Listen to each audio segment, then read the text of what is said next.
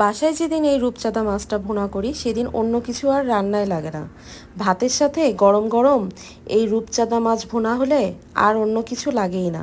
আসসালামু আলাইকুম, সবাই কেমন আছেন? আশা করছি সবাই ভালো আছেন। আমি এখানে সামুদ্রিক রূপচাঁদা মাছ নিয়েছি 3 পিস। মাছগুলো ভিডিওতে ছোট দেখা গেলেও মাছগুলো আসলে যথেষ্ট বড়। মাছগুলা একা এক পিস একজন খেয়ে শেষ করা যায় না। মাছগুলাকে খুব ভালোভাবে কেটে ধুয়ে পরিষ্কার করে আমি এখানে মাছগুলাকে লবণ হলুদ আর একটু মরিচের গুঁড়া দিয়ে খুব ভালোভাবে মাখিয়ে নিয়ে তারপর ফ্রাই করব।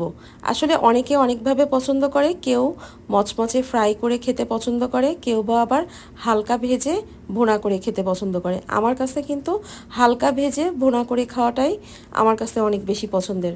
তো আমি এখানে গরম তেল দিয়ে তার মধ্যে মাছগুলাকে দিয়ে দিলাম এবং মাছগুলাকে আমি হালকা করে ভেজে নিব। খুব বেশি কড়া ফ্রাই করব না, কড়া ফ্রাই করলে কিন্তু তার মাছগুলার ভিতরে মশলা ঢুকবে না।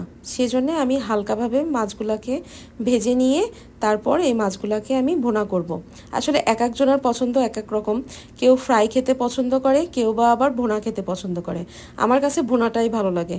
তো যাই হোক, মাছগুলাকে আমি হালকা ভেজে নিয়ে অন্য আরেকটা পাত্রে আমি তেল দিয়ে গরম তেলের মধ্যে দিয়ে দিলাম 1 বাটি মতো পেঁয়াজ।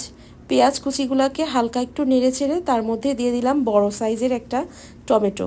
টমেটো আর পেঁয়াজটা খুব ভালোভাবে নেড়ে চেড়ে এরপর এর মধ্যে দিয়ে দেব আমি মশলাগুলা। আমি একটা বাটিতে সব ধরনের মশলা হালকা একটু পানি দিয়ে মিক্স করে রেখেছিলাম। আমি এখানে লবণ, হলুদের গুঁড়া, মরিচের গুঁড়া, মিক্সড মশলার গুঁড়া, তারপর ধনিয়া জিরার গুঁড়া সব কিছু একসাথে বাটিতে আমি পানি দিয়ে আসলে মিক্সড করে রেখেছিলাম। সেই মশলাটাই দিয়ে খুব ভালোভাবে আমি মশলাটাকে কষিয়ে নিব।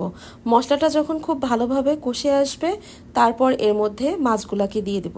মাছগুলাকে দিয়ে দিয়ে তারপর কিন্তু খুব বেশি নাড়াচাড়া করা যাবে না, যেহেতু এটা ছোট পিস না, বড় আস্ত মাছ।